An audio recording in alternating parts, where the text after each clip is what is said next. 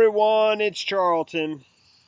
All right, very gruesome story, but you know, it's just strange and unusual. So, a prisoner at Jacksonville prison in Florida, the Columbia Correctional Institutions Annex. It's near Jacksonville. Excuse me. It's in Lake City, 50 miles west of Jacksonville. Reportedly strangled his cellmate and managed to, he heads to chow with Hall with victim's ear on a necklace, sources say, you know, at breakfast. Okay, so he did it overnight, I think, you know, and then went to breakfast with the guy's ear on a string that he hung around his neck. But even worse, and more than that, he gouged his, and this is the dude who was killed. This was not the man who did it. They haven't identified the suspect, which, you know, seems pretty hilarious that they, I don't know, you know, I guess, you know, he's got rights, you know, but they didn't identify him. But he gouged this dude's eyes out too. He gouged him out and left him in a coffee cup in the cell. And reportedly, he was going to eat those or drink them later. That's what he supposedly told, I think, you know, other prisoners, at least according to one of the prison guards who spoke on a condition of anonymity, something like that. So it says there were unconfirmed reports that the killer had recently been transferred to Columbia from Florida State Prison, where he had been on death row. That's not the story, but that is the dude.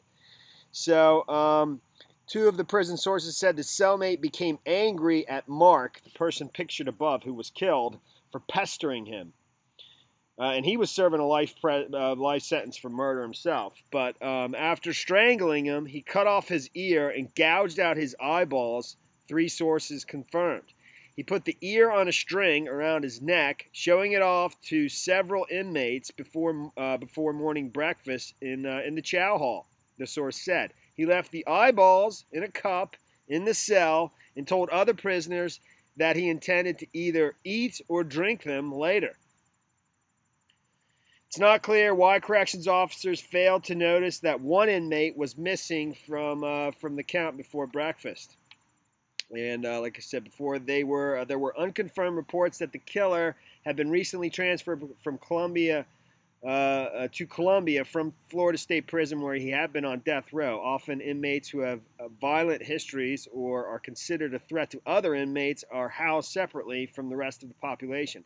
A correctional officer who did not witness either incident, because there was another incident that same day or later that day in a different location in the prison where two gangs had a massive fight, and they weren't sure if the two were related. It doesn't sound like they are, even though in many instances it doesn't sound like they are. In many instances, these things are set up where they create a diversion in one part of the prison to divert resources and cell guards to that part of the prison, and then something else much bigger that they really want to do happens in a different location. They explain that in the article. I don't think I need to go through it. I mean, it was just this that was just so, you know, that just kind of caught my attention. A corrections officer who did not witness either incident but was close to those involved in the investigation said that officers on the compound are rattled by the explosion of violence that they have been struggling to control with limited resources and short staffing. He described dorms staffed by a single officer responsible for supervising hundreds of inmates, many of them gang members, etc.,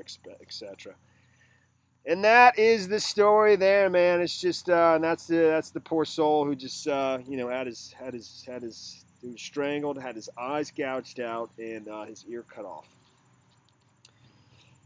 Thanks for watching my videos, man. Please subscribe to my channel. Give me a like down below. I will see you in the next video. Later, man.